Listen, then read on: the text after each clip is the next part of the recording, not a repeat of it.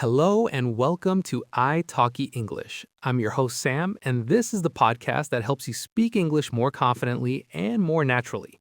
Today, we're tackling a situation that can make even confident speakers a little nervous: ordering food in a restaurant. You know the feeling. You're looking at the menu, the waiter's coming over, and suddenly you forget every word of English you've ever learned. Well, don't worry. Today, we're going to fix that. And to help us, I'm joined by a special guest. Please welcome English teacher and food lover, Chloe. Hi, Sam. Thanks so much for having me. I'm really excited to talk about this topic. It's one of the most common worries my students have, and luckily, it's also one of the easiest to solve. Before we even get to the table, let's start earlier. What about making a reservation? For many people, calling a restaurant feels just as scary as ordering food. That's very true. But the good news is, phone conversations with restaurants are usually very predictable. Let's imagine a typical call. I'll be the restaurant staff and you'll be the customer. Ready? Ready, let's do it. Good evening, the Grand Oak Restaurant. How can I help you? Hi, I'd like to make a reservation, please. Perfect. That one sentence is enough to start the whole conversation.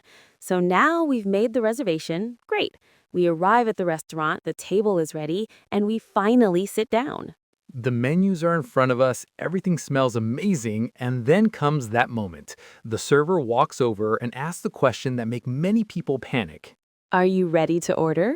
This is where a lot of learners freeze, but the good news is you don't need long or complicated sentences.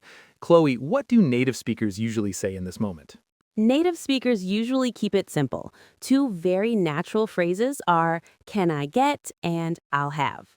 Let's do a quick role play. You're the server. Great, let's do that. Hi, are you ready to order? Yes, I am. Can I get the cheeseburger, please? See? So simple and natural. It really is. So for everyone listening, let's practice that. I'll say the phrase and you repeat it out loud. Ready? Can I get the cheeseburger? Great. Now the other one. I'll have the pasta.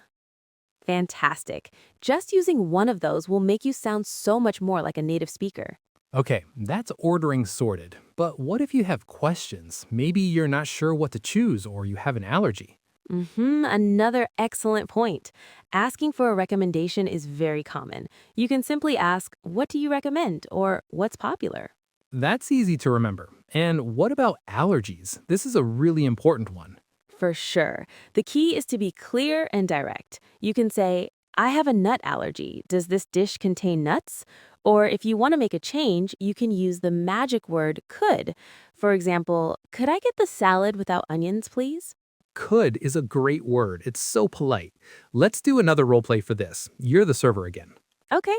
What can I get for you today? I'm not sure. What do you recommend? The grilled fish is very popular today. It comes with rice and vegetables. That sounds good. Just a quick question. I'm allergic to dairy. Does the sauce have any milk or butter in it? Let me check with the chef for you. Yes, it has a little butter. We can make it for you without the sauce if you'd like. Perfect. I'll have that. Oh, and could I substitute the rice for potatoes? Of course, no problem at all. Brilliant. You see how Chloe just navigated a bunch of potential problems really smoothly? That's the goal. Let's get our listeners to practice. Repeat after me. I have a dairy allergy. Now for the change. Could I substitute the rice for potatoes? You're doing great. Okay, so we've ordered, we've made our changes, but then the food arrives and something is wrong. This is the moment everyone dreads. What do we do, Chloe? First, stay calm. It happens. Restaurants want you to be happy. The key, again, is politeness. You need to get the server's attention first. You can make eye contact and give a small smile or a little wave. When they come over, start with a polite opening like, excuse me, or I'm sorry to bother you, but. That's a much better start than just saying, this is wrong.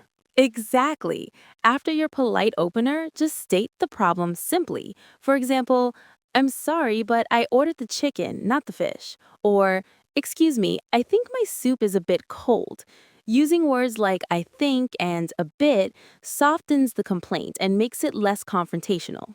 That makes sense. It shows you're not angry, you're just pointing out a problem. Let's role play one more time.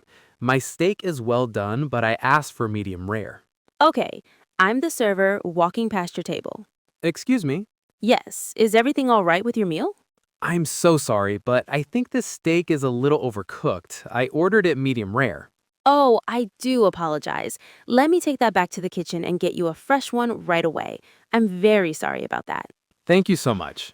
See? A polite complaint gets a polite and helpful response. Okay, listeners, let's practice that key phrase. Repeat after me.